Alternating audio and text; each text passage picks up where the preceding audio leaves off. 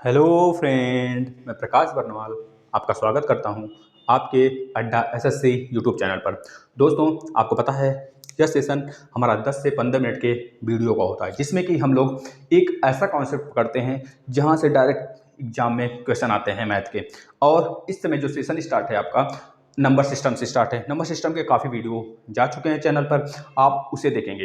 यहाँ से direct question आते हैं और ऐसा नहीं है कि आप क्वेश्चन नहीं कर पाते हो, आप क्वेश्चन कर पाते हो, लेकिन थोड़ा सा टाइम टेकन हो जाता है आपके लिए जिस तरीके से आप करते हो। लेकिन आज हम ऐसा जादू बताने वाले हैं जिस तरह से आप अगर इस तरह से क्वेश्चन करोगे, जैसा हम बताएंगे, जिस तरह बताएंगे दोस्तों, अगर इस तरह करते हैं तो इसमें आपका सेकेंडों नहीं लगने वाला है, सेकंड लगेगा।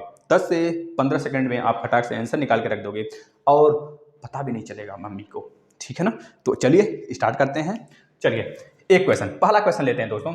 इससे पहले आप एक बार अपने उन फ्रेंडों को जगा दें या फिर उन फ्रेंडों को बता दें, उन फ्रेंडों तक पहुंचा दें वीडियो को शेयर करके, जो फ्रेंड अभी तक चैनल पर नहीं जुड़े हैं। दोस्तों, ज़्यादा से ज़्यादा आपके जितने भी स्टडी ग्रुप चलते हैं, स्टडी प्लेटफॉर्म चलते हैं, जितने भी आप सोशल मीडिया अकाउंट बनाए हुए हैं, सब पर आप इस वीडियो को फैला दें। यही रिक्वेस्ट है हमारी आपसे, लेकिन लास्ट तक बने रहिए, फिर उसके बाद लाइक करिएगा इस वीडियो को।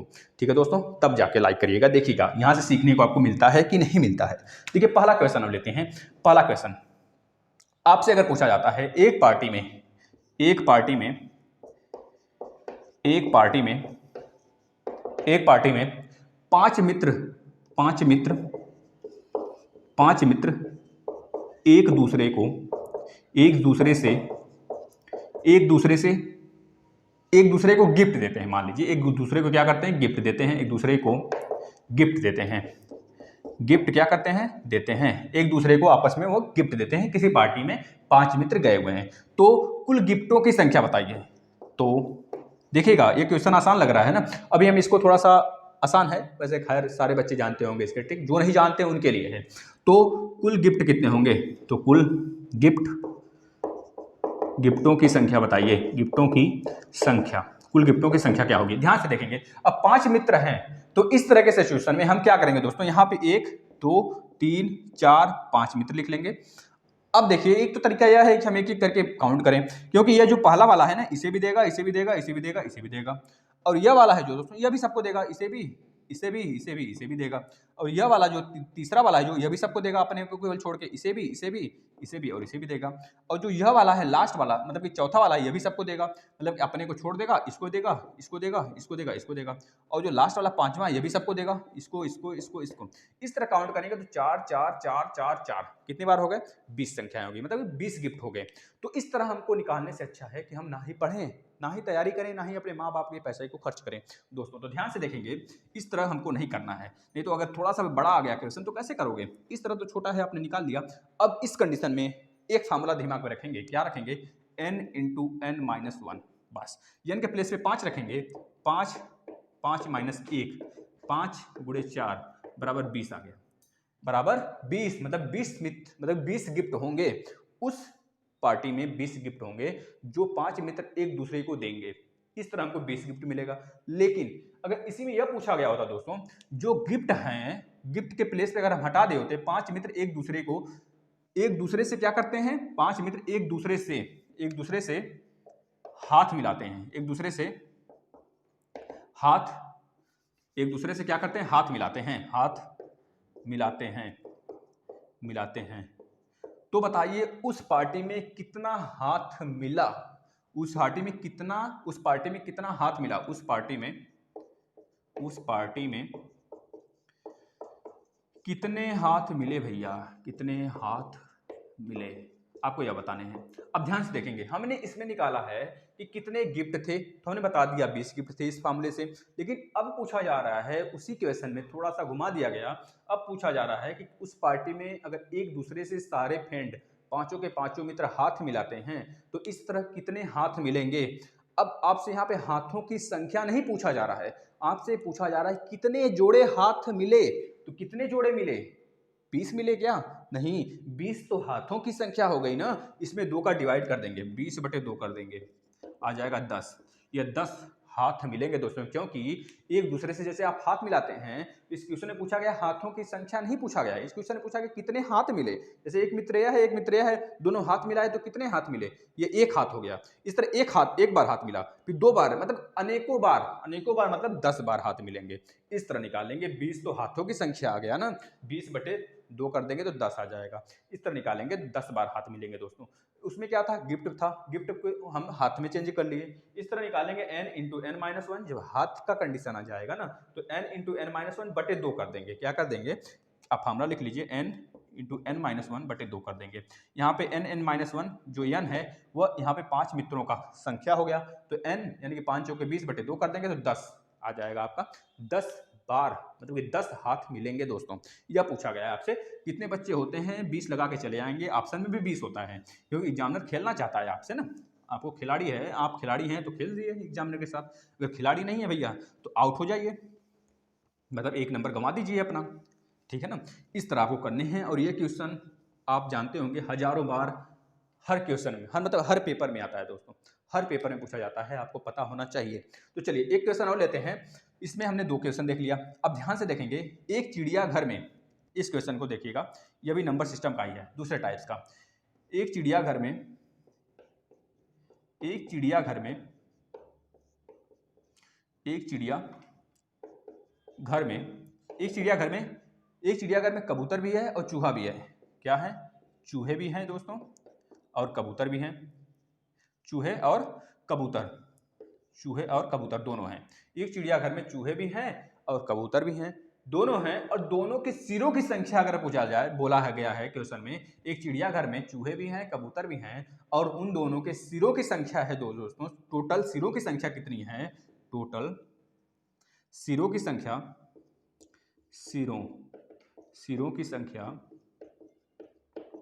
सिरों की संख्या आपको दे दिया गया है कितना, 90, और पैरों की संख्या आपको दे दिया गया है, पैरों की संख्या आपको दे दिया गया है दोस्तों, कितना, पैरों की संख्या दे दिया गया 2 2 4 है। एक चिड़ियाघर में चूहे भी हैं कबूतर भी हैं, टोटल सिरों की संख्या 90 है और पैरों की संख्या 224 है। तो आप बताइए कबूतरों की संख्या क्या है, क्या पूछा गया है, कबूतरों की संख्या कितनी होगी। इसमें चूहों की संख्या भी पूछ सकता है, कबूतरों की संख्या कितनी है भैया, ये बतानी है आपको। अब ध्यान से देखेंगे इस क्वेश्चन को, पहले एक बार क्वेश्चन को अच्छे से पढ़ लेंगे, आराम से, आहिस्ते, भागना नहीं है, हमको 1 नंबर उठाना है। क्वेश्चन को पढ़ेंगे, जो बच्चे का एक्सपीरियंस हो जाता है, जो बच्चे एक्सपर्ट हो जाते हैं, वो क्वेश्चन को भी नहीं पढ़ते हैं, ऐसे क्वेश्चन को देखते हैं और लास्ट में देखते हैं क्या पूछा गया है। जब कबूतर पूछा गया है तो हम चूहे को पकड़ेंगे। किसको पकड़ेंगे भैया, चूहे को पकड़ेंगे। पहले यहाँ पे लिख लेंगे पैरों की संख्या यह है और आपका टोटल सिरों की संख्या 90 है, टोटल सिरों की संख्या 90 है और पैरों की संख्या 224 है।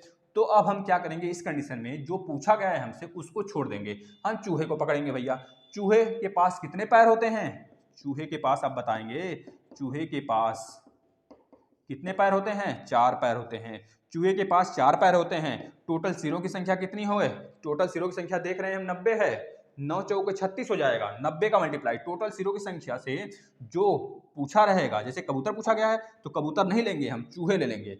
चूहे के पास कितने पैर हैं तो बता देंगे, चूहे के पास कितने पैर हैं, 4 पैर होते हैं ना एक चूहे के पास, तो 4 गुणे सिरों की संख्या कितनी दिया गया है, टोटल 90 दिया गया है, तो 90 गुणे 4 कर लेंगे तो आ जाएगा 360। अब जो 360 यहाँ पे यह क्या आ गया, यह पैरों की संख्या आ गया, यह पैरों की संख्या आ गया, पैरों की संख्या। लेकिन रियल में पैरों की संख्या कितनी दिया हुआ है हमें, 224 दिया हुआ है दोस्तों। तो 360 माइनस 224 कर लेंगे, 224 कर लेंगे तो हमारा आ जाएगा 10 माइनस 4 6, यहाँ बचेगा 5 माइनस 2 3 आ जाएगा, 5 माइनस 2 3, यहाँ बचेगा 3, यहाँ बचा 3 माइनस 2 1, 136 क्या हो जाएंगे दोस्तों, हमारे कबूतर हो जाएंगे। यही इस तरह ये निकाले जा सकते हैं। देखिए फिर से देखिए, एक तरह से एक बार और देखिए, पूछा गया एक चिड़ियाघर में चूहे हैं कबूतर हैं, टोटल सिरों की संख्या 90 है, पैरों की संख्या 224 है और कबूतरों की संख्या पूछा गया है। अगर यहाँ पे चूहे की संख्या पूछा गया होता तो हम यहाँ पे कबूतरों का पैर ले लेते, लेकिन यहाँ पे कबूतरों की संख्या पूछा गया है तो जो पूछा गया उसको छोड़ देंगे और जो दूसरा जानवर इसमें दिया गया उसके पैरों की संख्या हम काउंट कर लेंगे। आपको तो यह पता होगा एक चूहे के पास कितने पैर होते हैं, एक गाय के पास कितने पैर होते हैं,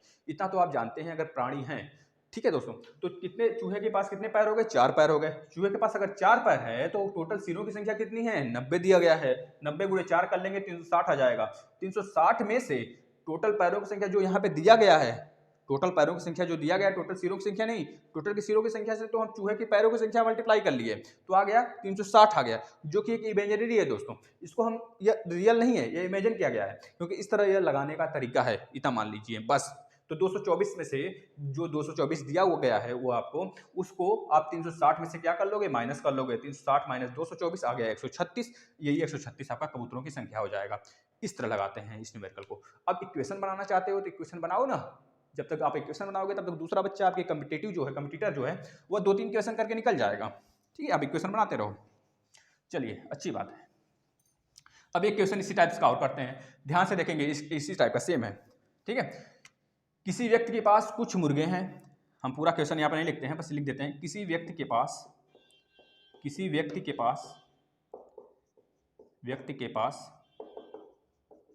कुछ मुर्गे हैं और कुछ गाय भी हैं, कुछ मुर्गे भी उसके पास हैं, कुछ मुर्गियां, लिख देते हैं मुर्गियां, कुछ मुर्गियां हैं और कुछ गाय भी हैं उसके पास। किसी व्यक्ति है, कोई व्यक्ति है गांव का, उसके पास कुछ मुर्गियां भी हैं, कुछ गाय भी हैं, और बोला जा रहा है कि टोटल जो सिरों की संख्या है, टोटल मतलब कुल सिरों की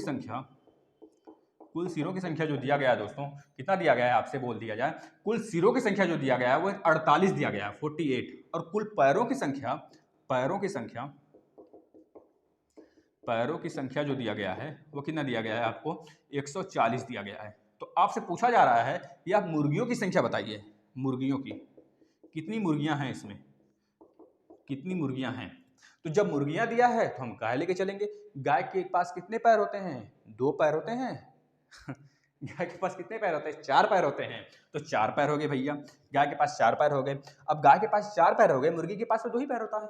अब गाय के पास जब 4 पैर होते हैं तो यहाँ पर मुर्गी पूछा गया, इसमें से हम गाय ले लिए, ध्यान समझेंगे, पिछले वाला ही जैसा है। तो 4 पैर हो गए, गाय के पास 4 पैर होते ही हैं, 4 पैर हो गया, और टोटल सिरों की संख्या यहाँ पे कितना दिया है, 48, तो 4 गुणे 48 कर लोगे आप, 4 गुणे 48 कर लोगे, 8 चौके 32 को 2, हाथ में है 3, 4 चौके 16, 3 19, 192 आ गया। अब इससे जो 192 है दोस्तों, ये पैरों की संख्या आ गया, पैरों की संख्या, क्योंकि 4 पैर से हम सिर की मल्टीप्लाई कर रहे हैं तो ये आ गया पैरों की संख्या।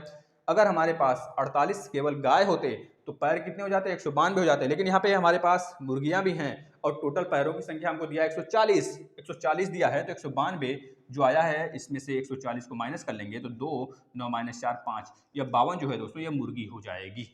इस तरह निकालते हैं। यह बातें क्लियर हो गई होंगी आपको। चलिए एक और टाइप का क्वेश्चन लाते हैं आपके सामने। यह सब नंबर सिस्टम के हैं दोस्तों, जहाँ से क्वेश्चन आते हैं और बच्चे बहुत लंबा प्रोसेस से ले जाते हैं। कुछ बच्चे ले जाते हैं जिनका कॉन्सेप्ट क्लियर होता है, वो बच्चे उड़ा देते हैं, छोड़ते नहीं है क्वेश्चन को। चलिए एक और टाइप का क्वेश्चन लाते हैं। अब ध्यान से देखेंगे दोस्तों, इस क्वेश्चन को आप करके ही आओगे, छोड़ोगे नहीं। इसके पहले एक चीज़ बता देते हैं दोस्तों। अब देखिए 0, चलिए अच्छा पहले क्वेश्चन ले लेते हैं। जैसे हम ले लिए 45 नहीं 43 ले लेते हैं ना। 43 के पावर में 45, 43 के पावर में 45 प्लस 5, 43 के पावर में 45 प्लस 5 को 44 से अगर विभाजित करें, इसे अगर इसे 44 से काटते हैं फ्रेंड, तो बताइए इसमें जो शेषफल बचेगा वो कितना बचेगा। तो आप बताओगे सर हमें पता है कितना बचेगा।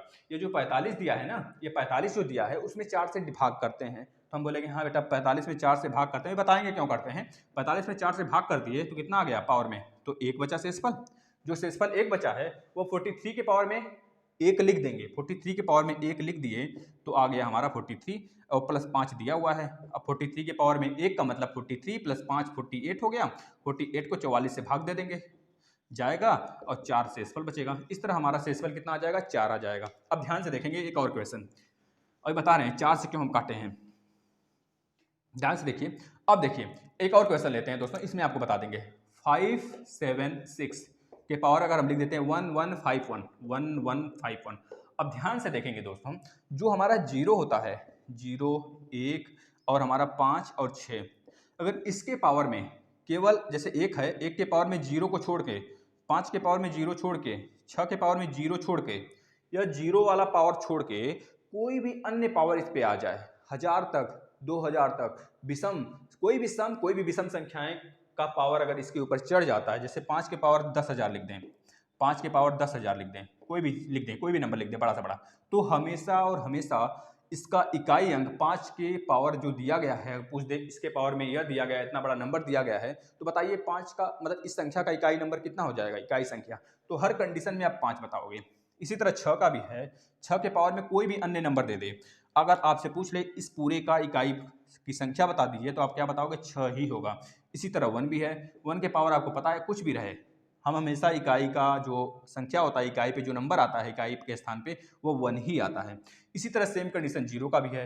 0 का पावर जैसे 10 है, 10 के पावर हम 2 लिख दें, 10 के पावर 20 लिख दें, 10 के पावर 200 लिख दें, 10 के पावर हम 2009 लिख दें, मतलब कुछ भी लिख दें, तो हमेशा इकाई के स्थान पर क्या आएगा, 0 ही आएगा।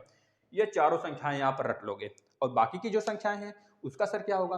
और जो बाकी की संख्याएं हैं दोस्तों, एक मतलब 0, 1, 5, 6 के बाद जो इतनी भी संख्याएं बचते हैं, अगर वह संख्याएं आपको दिख जाएं, जैसे हम बोल दें यहाँ पे 5, 8, 9 आ गया, 5, 9, 5, 8, 9 के पावर में लिख दें 1, 1, 5, 1 लिख दें।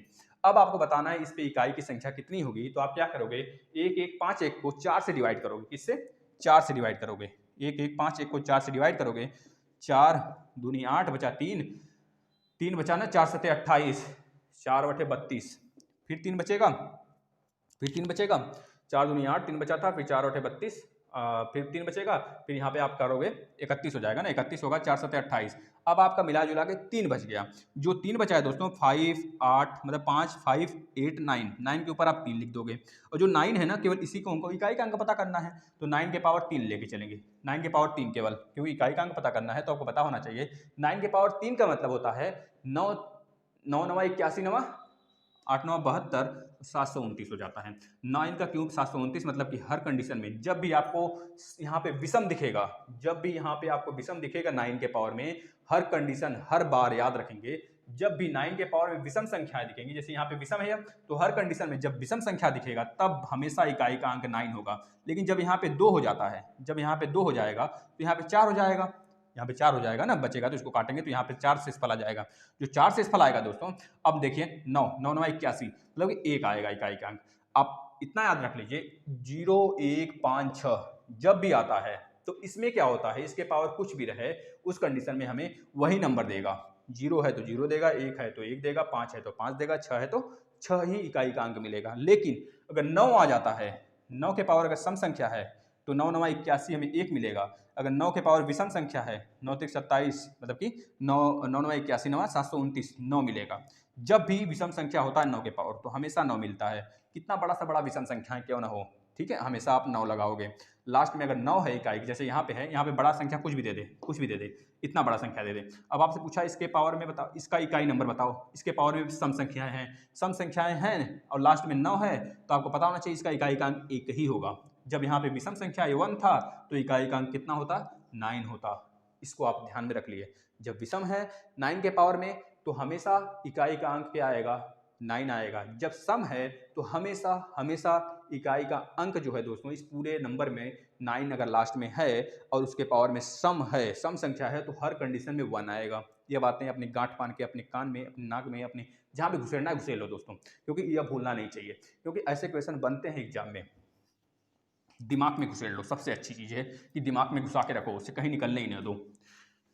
चलिए दोस्तों, एक क्वेश्चन और करते हैं, आप बताएंगे, अब इस क्वेश्चन का जवाब देंगे। 5, 9, 2, 4 में बताइए आप, पावर 4 to 9, इसमें बताइए इकाई का अंक क्या होगा। तो आप बताएंगे सर जो 4 to 9 है ना, इसको हम पहले 4 से डिवाइड कर लेते हैं, 4 से डिवाइड कर लेते हैं, 4 से जब डिवाइड करेंगे 4 एक कम 0 गया, 4 सत्ते 28 बचा 1, जो 1 बचा शेषफल वही रख देंगे 4 के पावर, जो लास्ट वाला संख्या है इसमें ना 4 के पावर 1 रख देंगे, जो एक शेषफल बचा है, तो 4 मतलब कि 4 आ जाएगा हमारा क्या, इकाई का अंक, इकाई का अंक 4 आ जाएगा दोस्तों, ठीक है ना, यह बता देंगे। इसी तरह एक और नंबर करते हैं, आप बताएंगे 5, 6, 2, 7, 5, 6, 2, 7 के पावर में 153 गुणे 6, 7, 1 के पावर में 230।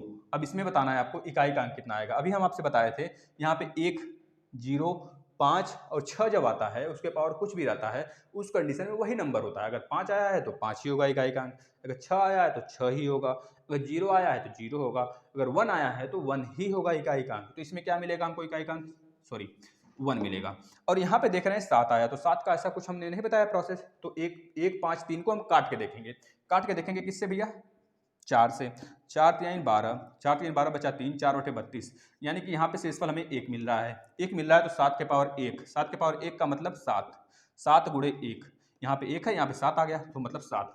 इस वाले में पूरा इकाई का अंक जो हमें मिलेगा दोस्तों, वो क्या मिलेगा, 7 मिल जाएगा। तो इस तरह आप करोगे दोस्तों।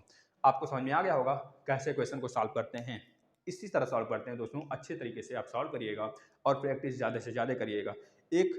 हम तो एक जरिया हैं आपको समझाने का, माध्यम है, लेकिन आपको प्रैक्टिस तो खुद से करना पड़ेगा ना। ज़्यादा से ज़्यादा प्रैक्टिस करेंगे तभी जाके ऐसे क्वेश्चन को आप कर पाओगे। धन्यवाद दोस्तों। अगर आपको अच्छा लगा हो अब वीडियो, तो आप ज़्यादा से ज़्यादा संख्या में इसे शेयर करें और अभी तक लाइक नहीं किए तो लाइक कर दें दोस्तों। हर सोशल मीडिया में जहाँ पे भी जिस भी, अगर फेसबुक चलाते हैं, ट्विटर चलाते हैं, टेलीग्राम चलाते हैं, व्हाट्सएप में अगर आपका स्टडी ग्रुप है तो सब जगह शेयर करिए इसे और बच्चों का फ़ायदा करवाइए दोस्तों, क्योंकि बच्चे पढ़ेंगे तभी तो हमारा देश सुधरेगा। धन्यवाद फ्रेंड।